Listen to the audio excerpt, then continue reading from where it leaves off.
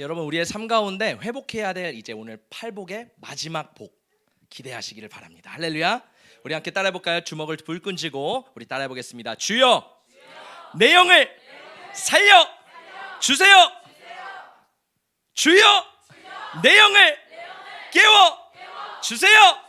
마귀야, 예수의 이름으로 떠나가라. 나는 하나님의 존귀한 자녀다. 할렐루야. 아멘. 하나님의 놀라운 역사가 저와 여러분의 삶에 풍성해지시기를 예수님의 이름으로 축복합니다. 여러분, 우리는요 자유민주주의 국가에서 태어났습니다. 자유민주주의를 수호하고 지키고 또 그것을 살아가는 것이 얼마나 축복인지 몰라요. 아마 여기서 공산국가에서 살아본 분들은 별로 없으실 거예요. 여러분, 공산국가나 이슬람 국가에서는요 통제와 억압이 굉장히 심합니다. 그런데 이 자유주의 세계 가운데 살 때는요 우리가 그 자유가 얼마나 소중한지도 모르고 이 자유를 누리고 있어요. 종교의 자유, 선택의 자유, 또한 거주의 자유, 이동의 자유, 모든 자유들이 우리 가운데 있습니다. 우리 선조들이 이 자유의 가치를 지키기 위해 피와 땀을 쏟으며 죽어가면서 전쟁을 하면서 이 자유를 수호했어요. 할렐루야. 이 자유가 얼마나 감사한지 모르겠어요. 그런데 우리가 이렇게 자유 안에 살아가지만 때로는 우리의 신앙이 너무 자유롭다 보니까 흐릿한 가짜 신앙처럼 변질될 수가 있습니다. 종교의 자유가 없는 북한이나 이슬람 국가를 보면요 진짜 그리스도인들은요 변질되지 않는 진짜 배기들이 많이 있습니다. 왜냐하면 그들은 핍박과 억압과 환난과 박해 가운데 몰래 예수 그리스도를 믿기 때문에 그들의 신앙은 진짜일 수밖에 없는 거예요. 할렐루야. 저는요 우리 자유 진영에 있는 사람들도 우리가 흐릿했던 가짜 신앙이 아니라 예수 그리스도 안에 진짜 신앙으로 변화되시기를 예수님의 이름으로 축복합니다. 모퉁이돌 선교회에서 어떤 북한에서 탈북하신 자매님이 간증하는 것을 들었어요. 이 자매님께서는요 북한에서 4대째 신앙이래요. 저는 이 제목을 보고도 깜짝 놀랐습니다. 북한의 4대째, 그 김일성 전부터 할머니가 할머니 할아버지 때부터 예수 그리스도를 믿었고 그게 대대로 내려왔다고 합니다. 근데요 이 자매님이 처음에 아기였을 때는 부모님이요 우리가 그리스도인이라고 말하지 않았대요. 이 자매님이 어느 날 장롱 속을 딱 열어봤는데 거기에 있어서는 안 되는 금서가 있는 거예요. 이게 뭐지? 봤더니 성경책이에요. 설마 왜 이게 우리 집에 있지? 왜냐하면 북한은요 어렸을 때부터 이제 어린이집이나 이런 데를 가면요 거기서 사상 교육을 받습니다. 그러면 이 김일성, 김정일, 김정은에 대한 그런 공산주의 사상 체계를 계속 주입받으면서 거기서 살아가는 거죠. 그러면 이 집안에 금서인 성경이 있으면 안 되는 거예요. 그래서 이 자매가 너무 깜짝 놀라서 왜 금서가 우리 집에 있지? 하면서 하루 이틀 막 고민을 한 거예요. 왜냐하면 북한은 가족끼리도 신고를 하거든요. 그래서 이 자매님이 아버지에게 이제 물어봤다고 합니다. 아빠, 내가 그 장롱 속에 책을 발견했는데 그게 뭐예요? 라고 했더니 아버지께서 이 딸을 데리고 저기 들로 나갔다고 합니다. 그러면서 딸에게 물어봤대요. 얘야, 너는 세상에서 제일 무서운 동물이 뭐니? 여러분은 세상에서 무서운 동물이 뭐세요? 사자? 강아지? 그랬더니 아버지가 이런 대답을 했답니다. 뱀이야 라고 하면서 하나님께서 이 하늘에 있는 하늘과 봐라, 바다를 봐라, 산을 봐라, 하나님이 이 모든 것을 창조하셨는데 아담과 하와가 그 뱀의 꼬임을 받아서 죄를 짓게 되고 하면서 아버지가 성경을 훌훌 다 설명을 해주면서 이 자매가 말씀이 믿겨지기 시작하는 거예요. 할렐루야. 그러면서 예수님을 이제 영접하고 믿게 됐습니다. 자, 중요한 것은 이 자매가 이제 탈북을 해서 한국에 나왔어요. 한국에 나왔는데 한국 성도들과 북한 성도들의 그 차이와 괴리감에 있어서 이 자매가 충격을 받은 거예요.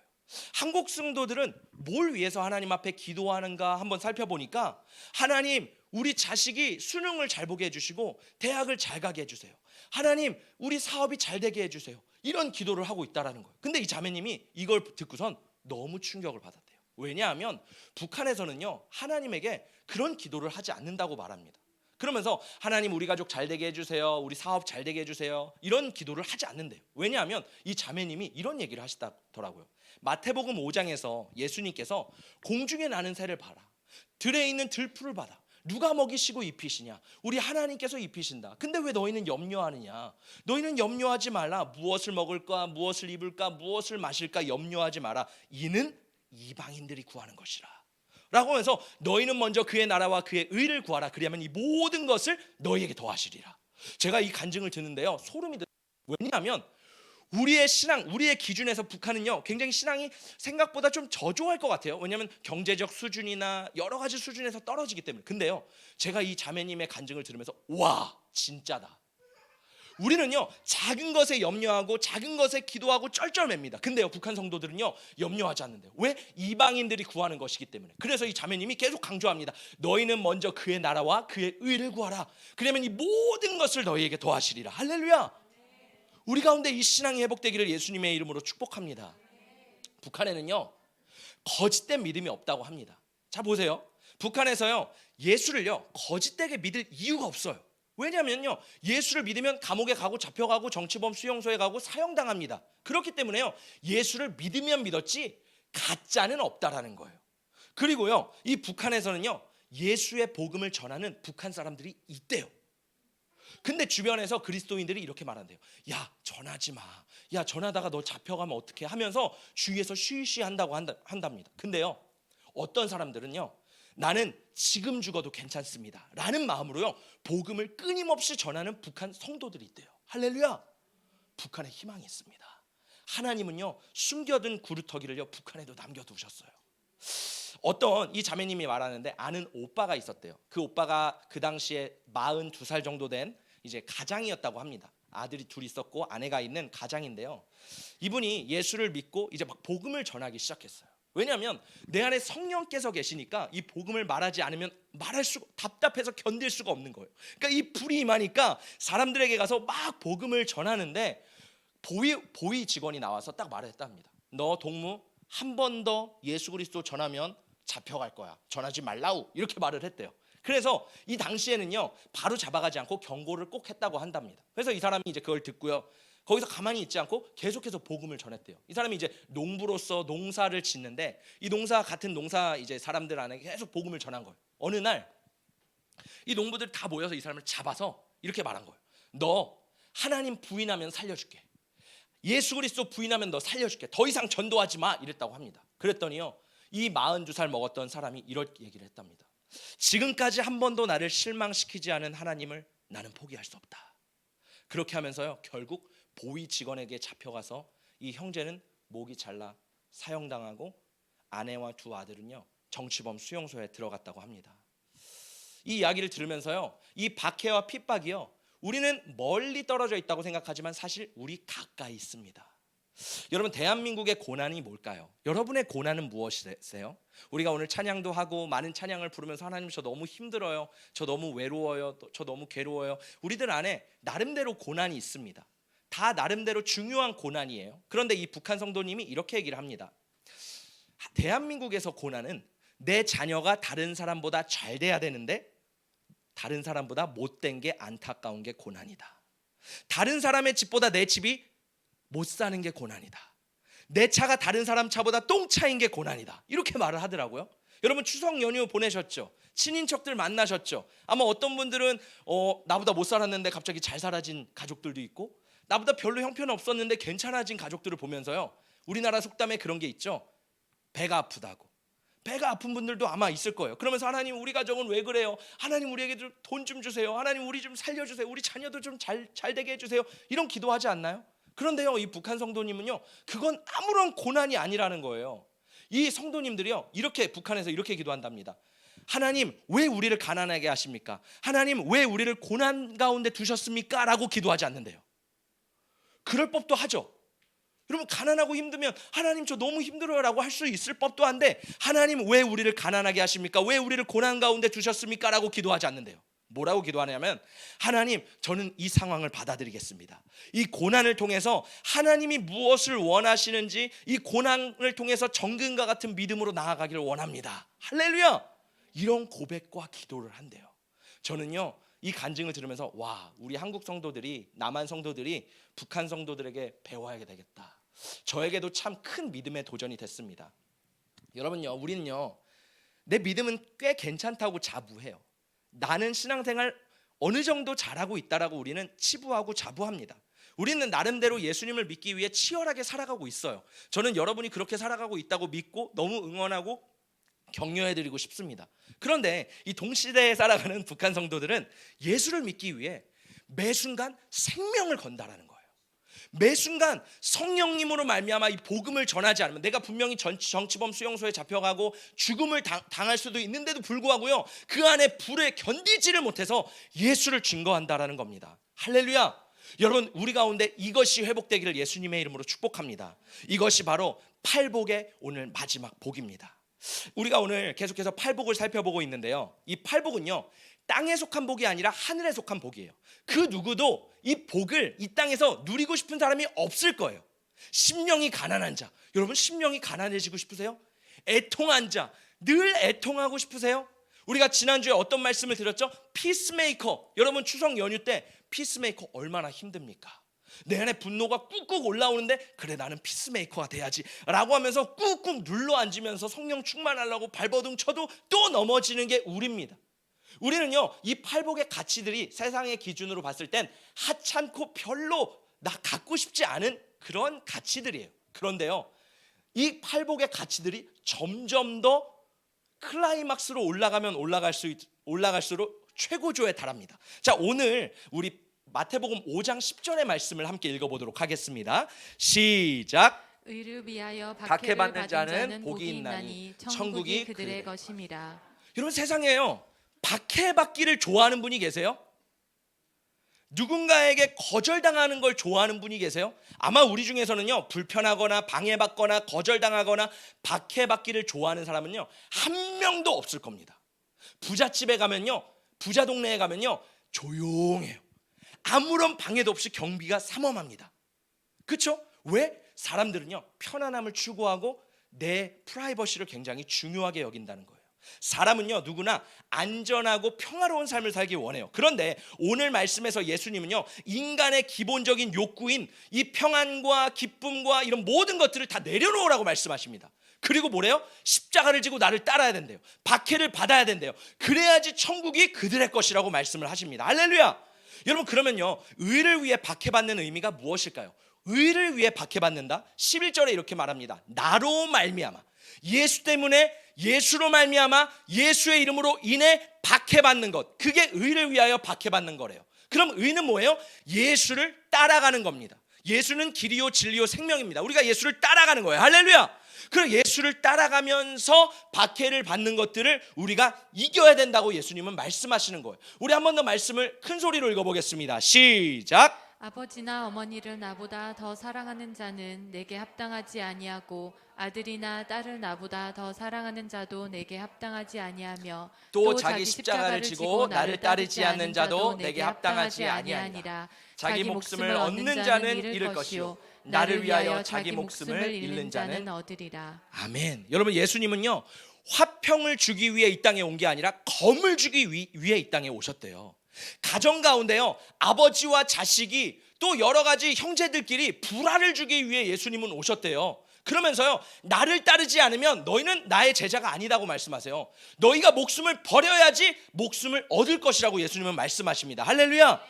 여러분 이건 굉장히 지키기 어려운 말씀입니다. 그런데요 의를 위해 살아가는 것, 예수를 위해 살아가는 길이 바로 예수님은요 이 길이라고 말씀하시는 거예요. 여러분 우리는요 힘들고 어렵지만요 이 말씀대로 살아가야 되는 줄 믿습니다. 한국교회의 가장 큰 위기는요 어쩌면 우리 신앙 속에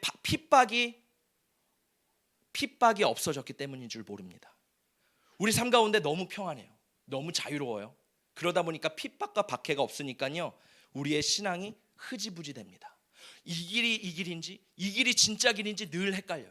이 성도가 진짜 성도인지 저 성도가 가짜 성도인지 우리는 헷갈립니다. 그런데요 우리는 이 시대 가운데 또 적당히 살아가요. 교회도 적당히, 신앙도 적당히, 기도도 적당히. 조금만 더 기도하면 분명히 더 열릴 텐데 적당히, 나 스스로를 자제합니다. 그러면서 교회도 적당히, 예수도 적당히, 적당히가 미덕인 시대를 우리는 살아가고 있어요. 그런데요 이 초대교회 성도들 그리고 예수님은요 적당히가 없습니다. 할렐루야. 왜 아멘이 없으세요? 할렐루야. 예수께 올인해야 돼요. 할렐루야. 할렐루야.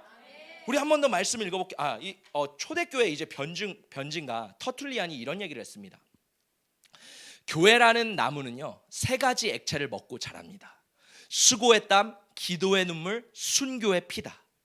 여러분, 한국교회 우리가 회복돼야 될 이 세 가지가 뭐예요? 수고의 땀, 기도의 눈물, 순교의 피. 저는 오늘 이 중에서 두 가지를 나눌 건데요. 첫 번째는 우리 한국교회는요, 기도의 눈물을 회복해야 됩니다. 할렐루야. 우리들 안에 기도의 눈물을 회복해야 됩니다. 할렐루야. 여러분, 한국교회가 폭발적으로 부흥할 수 있었던 이유는요, 모든 어머니들이 애를 들쳐업고 교회나 산이나 들이나 기도원에서 눈물로 하나님 앞에 기도했던 그 기도의 눈물의 씨앗이 있었기 때문에 우리나라는 이렇게 발전하고 부흥할 수 있었어요. 제 동생 같은 경우도, 제 동생이 돌잔치가 됐는데 저희 어머니가 이 돌잔치를 집에서 해야 되잖아요. 집에서 하지 않고 기도원에 가신 거예요. 한월산 기도원 아시죠? 옛날에 그 한월산 기도원이 유명했습니다. 거기에 가가지고 제 동생 돌잔치를 하면서 거기서 다 떡을 돌렸대요.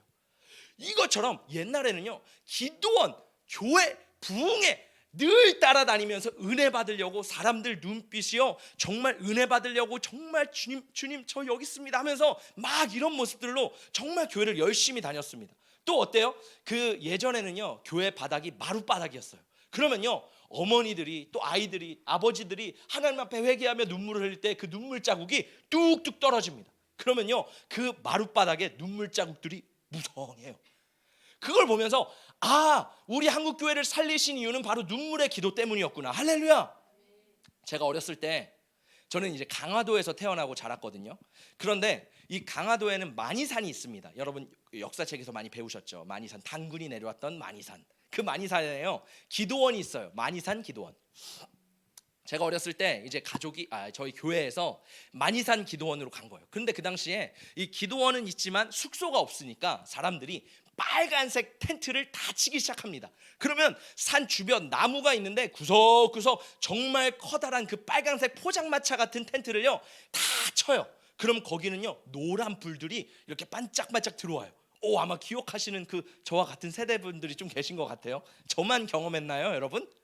그렇게 예배를 드렸어요. 그러면요 사람들이요 새벽까지 밤 늦게까지 막 주님 앞에 막 기도하고 눈물을 흘려서 막 기도합니다. 그러면요 거기는요 씻을 수도 없어요. 한여름에 산에 모기가 얼마나 많은지 진짜 모기들이 다 달라붙는데도 그래도 하나님 앞에 기도하는 거예요. 그 천막에서 식사하고 또 불편한데 거기서 자고 일어나고 씻지도 못하고 매일 성회를 합니다. 그러면요 진짜 신기한 게 뭔지 아세요? 사람들의 피부 가운데 콧물 가운데 뭐 눈물, 침 이런 노폐물이 다 빠져요. 그러면요 사람들의 얼굴이요 천사와 같이 빛납니다. 정말 여러분 비싼 화장품 안 쓰셔도 돼요.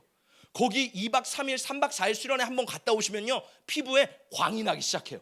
그러면서 사람들의 얼굴이, 저도 지금 얼핏 기억나는 게 사람들의 얼굴이 굉장히 해같이 밝고 기뻐하는 그런 모습들을 봤어요. 왜? 하나님 앞에 눈물의 기도와 하나님의 예배를 사모하는 그 마음이 있었기 때문에. 사람들이 그 뜨거운데 기도하는데요 여러분 그거 아세요? 진짜 더우면요 그 안에 수증기가 가득합니다. 그러면요 이 등에서요 아지랑이가 올라와요. 그 정도로 하나님 앞에 밤새 부르짖어 기도했던 민족이 우리 민족입니다. 우리는요 배달의 민족이 아니라 기도의 민족이에요. 할렐루야. 우리에게 회복돼야 될 게 뭐예요? 눈물의 기도가 회복돼야 되는 줄 믿습니다. 여러분 그때는요 영적으로 깨어 있었고 사람들이 정직하고 순수했습니다. 근데 지금은 어때요? 발전하고 편리하고 너무 좋은 생활을 살아가지만 영적으로 굉장히 혼탁합니다. 영적으로 살아있는지 죽어있는지 잠자고 있는지 깨어있는지 전혀 분간이 안 되는 그러한 시대를 우리는 살아가고 있습니다. 예수님은요 부자는 결코 천국에 갈 수 없대요. 예수님이 말씀하시는 부자는요 돈이 많고 적음이 아닙니다. 내 마음이 부유한가 가난한가를 말씀하시는 거예요. 그래서 심령이 가난한 자는 복이 있다고 말씀하시죠. 왜? 부자가 돈이 많은 게 아니라요 내 심령이 부유하면요 예수를 찾지 않습니다. 예수를 구하지 않습니다. 편안한 게 좋지 굳이 예배드리려고 하지 않습니다. 굳이 예수님 앞에 눈물을 흘리면서 한나와 같이 사무엘을 달라고 기도하지 않아요. 왜? 다 가졌으니까. 왜? 만족하니까. 그래서 예수님 뭐라 그래요? 부자는 천국에 갈 수가 없다. 부자는 천국에 가기 굉장히 어렵다고 말씀하시는 겁니다. 우리 안에 회복돼야 되는 마음이 뭐예요? 주님 안에 절실하고 절박하고 애통하는 그 마음이 우리 안에 회복돼야 되는 줄 믿습니다. 만약에 여러분의 삶에 하나님 앞에 나올 수밖에 없는 기도 제목이 있습니까? 만약에 바울의 가시와 같이 기도하지 않으면 살아갈 수 없는 이유가 있으십니까? 여러분, 그거를 고난이라고 생각하지 마세요. 그것이요, 이 팔복에 의하면 축복입니다. 왜? 하나님 앞에 나올 수밖에 없는 이유, 하나님을 찾을 수밖에 없는 이유가 그것이기 때문입니다. 할렐루야.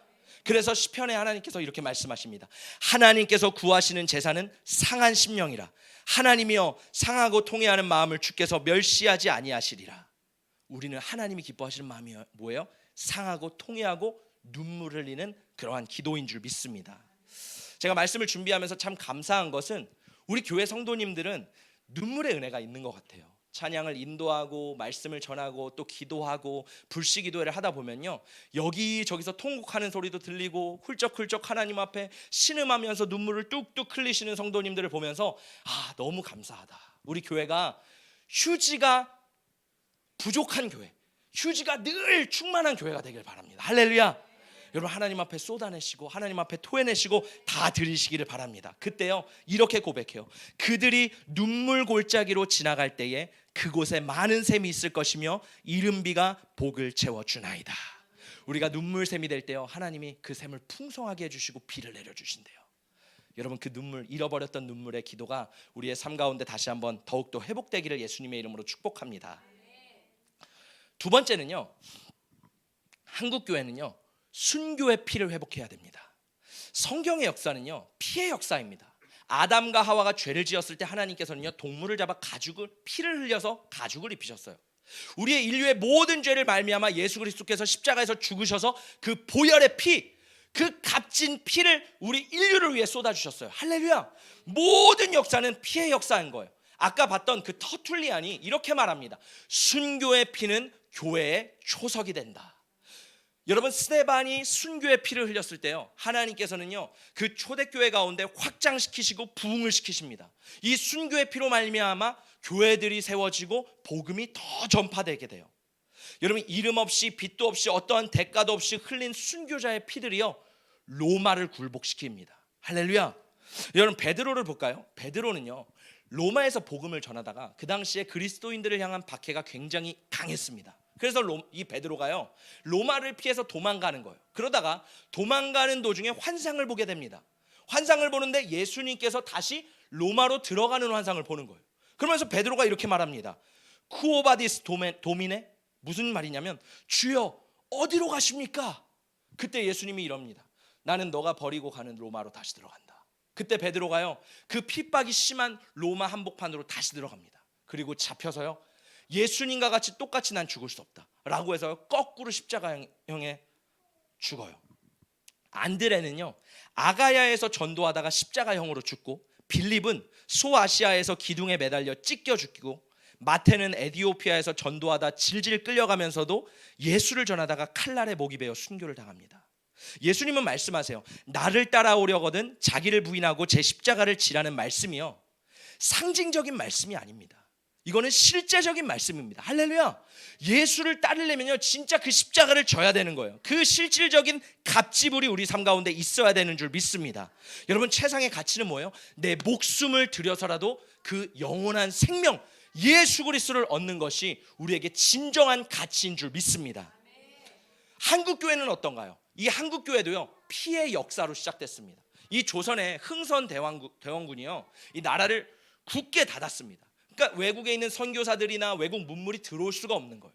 어느 날 이 토마스 선교사가 제너럴 셔머너를 타고 대동강으로 들어옵니다. 근데 우리 조선에 있는 사람들은 이것이 굉장히 무기가 강력하고 그런 배인지 알고 공격을 하기 시작합니다. 그때 이 토마스 선교사가 배에서 뛰어내려요. 성경 몇 권을 챙겨서 배에서 뛰어내려서 해변가로 갑니다. 그러고 자기를 잡으러 온 사람들을 향해서요, 이 성경을 줍니다. 그리고 그는 목에 베어서 죽임을 당해요. 그리고 온 사지가 찢기고 바다에 뿌려집니다. 그것이 세상에서 보면 너무 헛된 죽음이죠. 그런데요, 하나님 나라에서 볼 때 이건 뭐예요? 순교의 피. 우리나라의 부흥과 복음에 시작되는 순교의 피였어요. 할렐루야. 이와 같은 선교사님들의 피가요, 우리나라를 부흥시키게 하고 우리나라를 살렸습니다. 참 안타까운 소식이 하나 더 있는데, 1800년도 우리 조선은요, 굉장히 미전도 종족이고 미개한 종족이었습니다. 여러분 아시죠? 옛날 사진들을 보면요, 우리 조선 사람들은요 길에다 그냥 똥을 쌌어요. 강물에다가 빨래도 하고 똥도 싸고 오줌도 싸고 하는 그러한 민족이었습니다. 불과 몇백 년 전까지만 해도. 그런데요, 그 땅에요, 이 로제타라는 여성 선교사가 이 땅에 들어오게 됩니다. 사진 한번 볼까요? 이 로제타라는 이 여자 선교사님이 이제 하나님의 부르심을 받고 미국에서 의대를 갑니다. 그러면서 나는 선교를 해야지 하는데 마침 조선에서 연락이 온 거예요. 우리나라에 지금 선임 선교사가 미국으로 다시 복귀하게 됐습니다. 그리고 여자 환자들이 남자 의사에게 치료를 받으려고 하지 않습니다. 선교사님, 우리는 여자 선교사가 필요합니다 라고 했을 때 여기 있는 로제타 선교사님이 작정을 하고 한국으로 오기로 결심을 합니다. 오기 전에요, 여기 있는 윌리엄 홀 선교사님과 약혼을 하고 조선에 들어와요. 그 조선에 들어와서요, 최초로 서양인 결혼식을 한국에서 올리게 됩니다. 할렐루야. 그리고 임신하고 아이를 낳게 돼요. 그런데 청일 전쟁이 막 벌어졌습니다. 청일 전쟁이 벌어져서 평양에 엄청나게 많은 사상자와 환자들이 나왔는데 이때 이 두 부부가 그 청일 전쟁이 벌어지는 평양 한복판으로 가서 사람들을 고치고 치료합니다. 근데요, 이 감리교에서는요, 이 선교사님들에게 편지를 보냈어요. 지금 거기는 위험하니 서울로 후퇴하십시오. 거기는 굉장히 위험합니다. 빨리 후퇴하십시오. 그런데요, 이 남자 윌리엄 선교사님은요, 여기서 내가 그래도 죽어가는 사람들이 있는데 이 사람들을 치유해야겠다라고 하면서 거기서 치유를 합니다. 근데요, 치유하다가 과로와 발진 티푸스에 감염돼서요, 결혼한 지 2년 5개월 만에 순교합니다. 여자 선교사님의 마음이 얼마나 아팠을까요? 당시에 두 자녀가 있었어요. 2살 된 아들과 뱃속에 7개월 된 딸이 있었습니다. 이 여자 선교사님 로제타 선교사님이 이제 조선 미국에서 이제 후원을 받아서 평양에 이제 병원을 세우게 됩니다. 막 병원을 세우는데요, 문제는 뭐냐면 또 그 가운데 병원 사업을 하면서 이 둘째 딸이요 풍토병으로 3년을 넘기지 못하고 순교하게 됩니다. 지금 양화진에 가면요, 이 윌리엄과 딸 에리스 선교사님의 그 묘지가 있어요. 여러분, 이 여자 선교사님은요, 우리 조선 땅을 품었고 사랑했지만 이 땅에서 그 순교의 피를 흘렸습니다. 그러면서 남은 아들을 끌어안고 이렇게 기도했대요. 하나님, 사랑하는 남편과 딸이 하나님 앞에 갔지만 저 아들은 끝까지 이 민족을 섬기게 도와주세요. 그리고요, 이 로제타 선교사님을 통해서 우리나라에 인천 기독병원이 세워지고 고려대 의과대학 전신인 조선여자의학 강습소가 생기고 최초의 장애인 교육이 시작되고 장애인들이 보는 점자책을 처음으로 우리나라에서 개발했습니다. 그게 바로 이 선교사님의 순교의 피로 인해 많은 열매를 우리가 맺게 되었습니다. 할렐루야. 여러분, 우리나라가요 이렇게 잘 살 수 있게 된 것은요, 이 모든 순교의 피 때문인 줄 믿습니다. 우리 다음 말씀을 함께 읽어보겠습니다. 우리 큰 소리로 읽어볼게요. 시작. 무릇 그리스도 예수 안에서 경건하게 살고자 하는 자는 박해를 받으리라. 예수 안에 경건하게 살고자 하는 자는요 박해를 받는데요. 여러분, 지금까지 우리가 지금 제가 말씀드렸던 모든 내용은요, 사실 우리에게 별로 필부로 다가오지 않아요. 그렇죠? 여기서 누군가 대한민국에서 예수를 믿는다고 사형을 당하고 죽임을 당하고 감옥에 간다? 그거는 별로 있을 수 없는 얘기입니다. 그런데요, 북한이나 이슬람 지역에서는 이러한 순교나 핍박이 일어나겠지만요, 실제로 예수 안에서 내가 진짜가 되고 이 말씀대로 살고자 하는 자에게는요 진짜 박해가 있다라는 거예요. 어려움이 있다라는 거예요. 생각해 보세요. 예수님 때문에 우리는요 차별을 받습니다. 조롱을 받습니다. 손해를 당합니다. 사람들에게 배제를 당합니다. 하나님의 말씀대로 사는 건요 쉽지 않습니다. 생각해 보세요. 담배, 술 문제, 게임 문제, 회계 장부 문제, 인간관계, 진로와 직업, 신앙, 여러 가지 갈등 속에서요 우리는 경건하게 살고자 하는데요, 그 안에서 여러 가지 박해나 핍박이 있어요. 근데요, 우리는 북한보다 좀 더 고차원적이죠. 보이지 않죠. 더 높은 수준이죠. 그런데요, 거기서 진짜가 돼야 된다는 겁니다. 할렐루야. 중요한 건 순교의 신앙을 갖기 위해서는요, 우리의 삶에 우선순위가 중요하다는 거예요. 내가 무엇을 선택하는가, 내가 무엇을 결정하는가. 어느 IT 기업에서요 신우회가 있었다고 합니다. 신우회는 뭐냐면 예수님을 믿는 사람들끼리 모여서 예배하는 그런 모임이에요. 그런데 코로나 이후에 이 기독교에 대한 이미지가 되게 안 좋아졌고 사람들이 그 신우회를 핍박하기 시작했습니다. 어쩔 수 없이 기업의 박해에 의해서 그 신우회가 다 파해졌어요. 사람들이 단톡방을 다 나가게 되고 다 모르게 하고 그 기업을 다니는 사람들이요 서로 예수 그리스도를 믿는 걸 숨겨왔어요. 당신 예수 믿으세요? 우리나라에서 있었던 일이에요.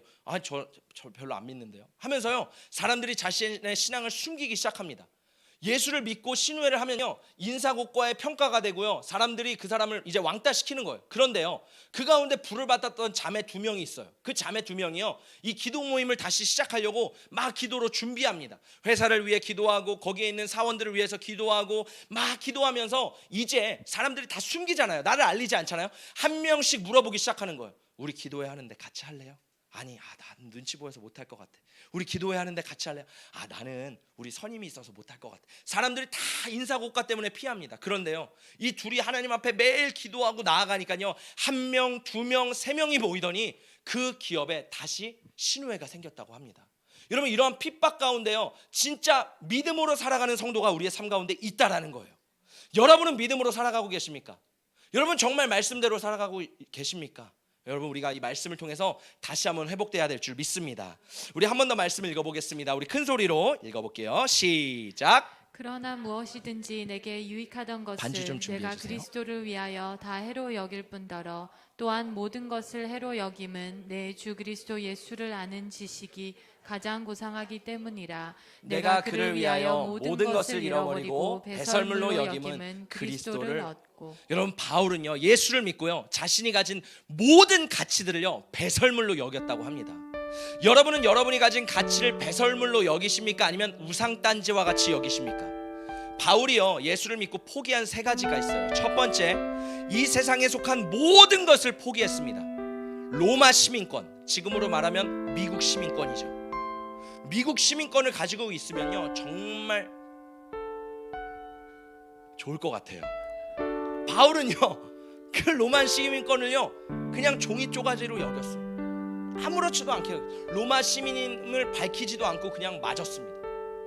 세상의 가치, 지식, 철학, 인맥, 바울이 얼마나 뛰어난 석학이에요. 그 모든 것을 해로 여기고 버렸어요. 왜? 예수를 아는 가치가 가장 고상하기 때문에, 가장 최고이기 때문에 모든 우선순위가요, 예수였습니다.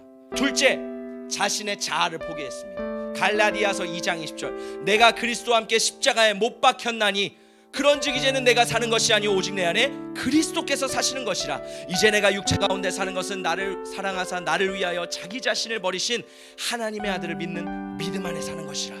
바울은요, 자신의 자아, 자존심, 이기심, 내 안에 올라오는 본성들을요, 늘 십자가에 못 박았습니다. 매일.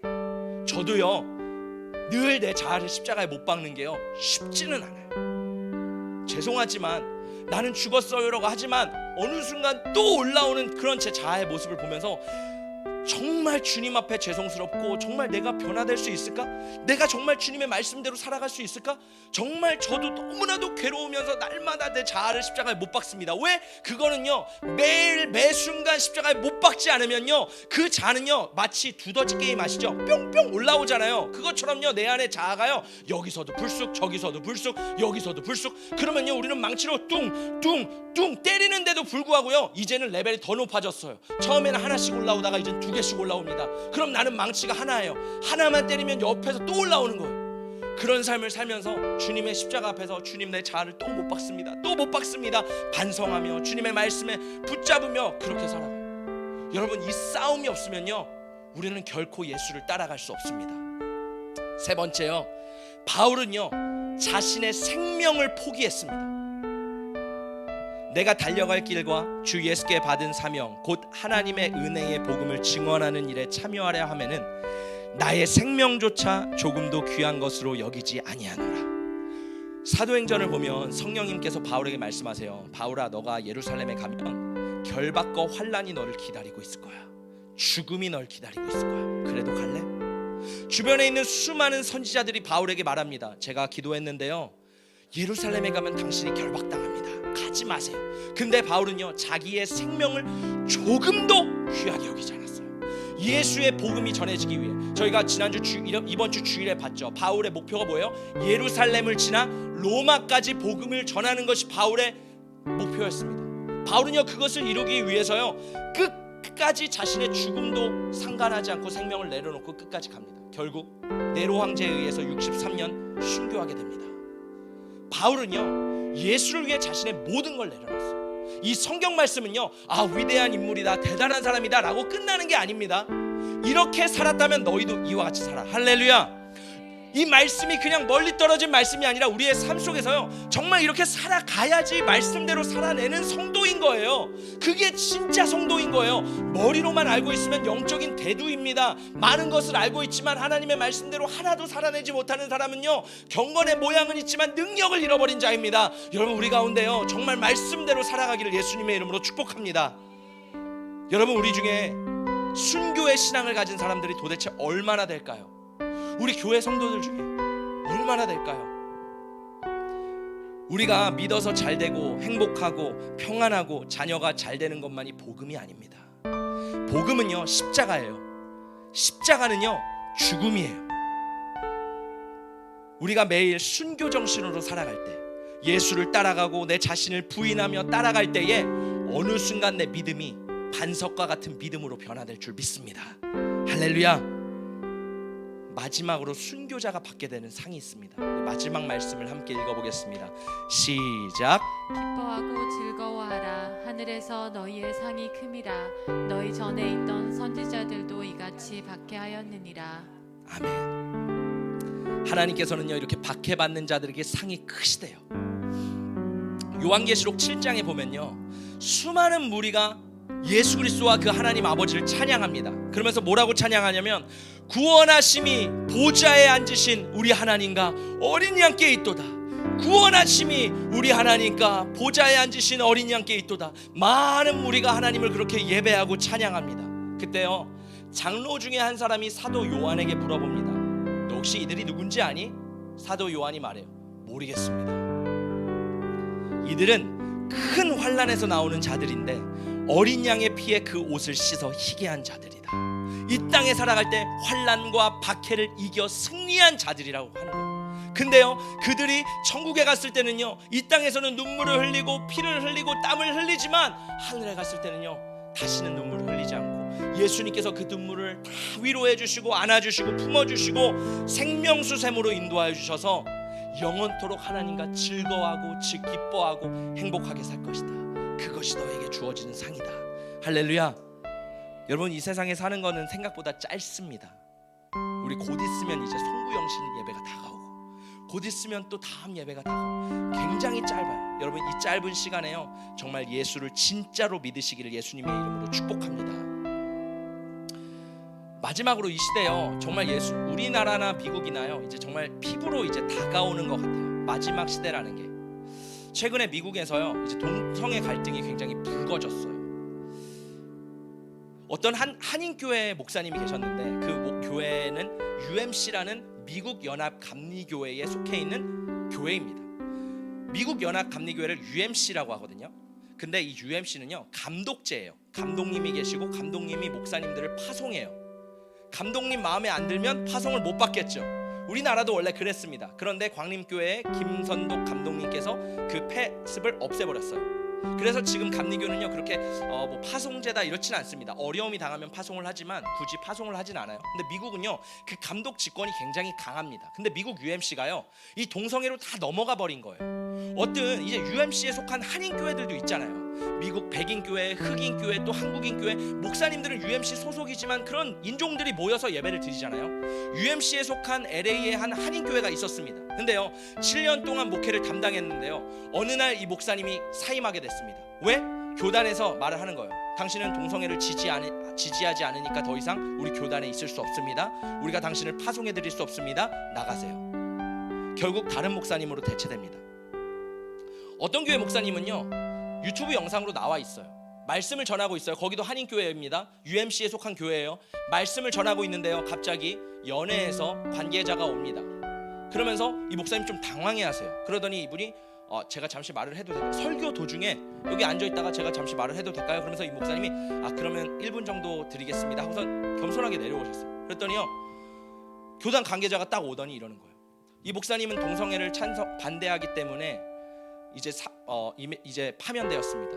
9월 1일부로는 새로운 목사님께서 여러분을 담당하실 것입니다 라고 하면서 이 목사님이 교체됐어요. 이 사실이 최근 9월 1일 날 8월에 있었던 일이에요. 캐나다에서는요 하나님을 아버지라고 부를 수 없대요. 왜? 남성상이잖아요. 남성향이잖아요. 아버지 he라고 하잖아요. 하나님은 he 아니면 아버지 father이라고 하잖아요. 더 이상 남성이라는 단어를 쓰지 마라. 하늘에 계신 우리 아버지여를 그 남사 명사를 사용하지 못하게 하는 거예요. 더 충격적인 사실이 있습니다. 미국 그 UMC에서요, 동성애자 목사 안수를 허용하고 동성애 결혼을 이제 허용했어요. 그리고요 6월 달에 사우스캐롤라이나에 있는 교회에서요, 드레드 퀸 아세요? 남성이 여성처럼 분장을 한 모습이거든요. 이 게이 목사님이 와서 설교를 하는 거예요. 이게 실제로 2024년 6월 30일 날 있었던 사건입니다. 여러분, 이제 피부로 이제 이 핍박과 환란이 다가오고 있어요. 우리나라는 안전할까요? 아니요. 여러분 별로 관심이 없으시죠? 자 보세요. 2024년 9월에요 국가인권위원회 위원장의 인사청문회가 있었습니다. 많은 논란이 있었어요. 어떤 논란이 있었냐면, 이 안창호라는 위원이요 헌법재판관이었고 40년 동안 정말 준수하게 공직생활을 해왔던 사람입니다. 이 사람에게 털어도 먼지가 안 나오는 거예요. 근데요 이 국회의원들이 뭘 가지고 이 사람을 건드냐면 종교를 가지고 건드는 거예요. 야당과 언론에서요 이 사람을 굉장히 반대했습니다. 그리고 결국 이분이 이제 위원장이 됐는데 이제 대통령이 이분을 직권으로 이제 임명해서 그렇게 됐거든요. 근데요 이분을 반대하는 사람들이 정말 충격적이에요. 어떤 여자 국회의원은요 십자가 목걸이를 그냥 버젓이 들고 있어요. 그러면서 질문합니다. 당신은 동성애에 대해서 어떻게 생각합니까? 그러자 이렇게 답변을 해요. 그러면서요, 왜 당신은 소수자들을 억압하시고 소수자들을 배제하십니까? 라고 하면서 그 십자가를 달고 말을 하는 거예요. 여러분, 지금 소수의 의견 때문에 다수의 의견이 묵살당하는 상황입니다. 또 어떤 국회의원은요 목사님 아들이래요. 근데 진화론 가지고 얘기하는 거예요. 이분이 나는 창조과학을 믿습니다, 창조를 믿습니다. 거기서 진짜 국회의원에서 청문회에서 그걸 말을 했어요. 너무 놀랍죠? 그런 다니엘 같은 사람이 있어요. 근데요 이 목사님 아들이 말을 하는 거예요. 진화론이 맞지 과학적이지 왜 창조론이 맞습니까? 라고 하면서 반박하는 거예요. 심지어 어떤 사람은요 목회 석사를 했습니다. 미국에서 목회를 학위를 받아서 전도사 생활을 했던 사람이 국회의원인데 진화론을 가지고 얘기하는 거예요. 이런 비참하고 어이없는 일이 우리나라에서 일어나고 있습니다. 그러면서요 이 사람이 공격받는 이유는 세 가지예요. 첫 번째, 진화론을 믿지 않고 창조론을 믿는다. 두 번째, 차별금지법 제정을 반대한다. 세 번째, 역사관에 문제가 있다. 트집될 것도 아닌데요 그걸 가지고 이 사람을 끌어내리고 못하게 합니다. 여러분, 이 사건을 통해서 뭘 보는지 아세요? 그리스도인이요 공직에 정치에 진출할 경우 맞닥뜨리게 될 거대한 장벽을 우리는 보게 됩니다. 우리 자녀들 세대, 우리 세대에 일어날 일들이에요. 진짜 그리스도인들이 서려고 하는데 세상은 그걸 끌어내리려고 하는 겁니다. 중요한 건 우리가 이 마지막 시대에 핍박을 감수할 수 있어야 되는 줄 믿습니다. 여러분, 이 시대는요 점점 악해지고 있어요. 점점 죄악으로 가득해지고 있습니다. 우리가 오직 예수라고 외치지만 세상에서, 심지어 교회 안에서도요 오직 예수를 외칠 수 없는 시대가 이제 곧 다가옵니다. 그 상황에서요 우리는 절대로 타협해서는 안 돼요. 일제강점기에요 조선 사람들이 신사참배를 그렇게 중요하게 생각하면서 했을까요? 몇 명은 중요하게 생각하며 반대했겠죠. 근데 몇 명은요 이거 별로 중요하지 않은 건데 그냥 절 한번 하지. 하나님 앞에 그건 우상숭배였습니다. 심지어 목사님들까지, 제가 나중에 다루겠지만요 엄청난 신사참배가 우리나라 안에서 일어났습니다. 그리고 회개도 일어나지 않았어요. 여러분, 우리 시대에요 순교로 인해 죽을 사람은 아마 별로 없을 거예요. 그렇죠? 그런데요 우리는 숨통이 조여오는 정책 앞에서 우리의 권리와 자격이 박탈되는 상황 속에서요 정말 예수를 따를 것인가 아니면 타협하실 것인가, 이거를 선택해야 됩니다. 우리는 이 문제 앞에 설 수밖에 없는 상황이 오게 될 거예요. 여러분, 이 마지막 시대에 순교적 신앙을 가지고 오직 예수를 따르는 저와 여러분 진짜 성도가 되시기를 예수님의 이름으로 축복합니다.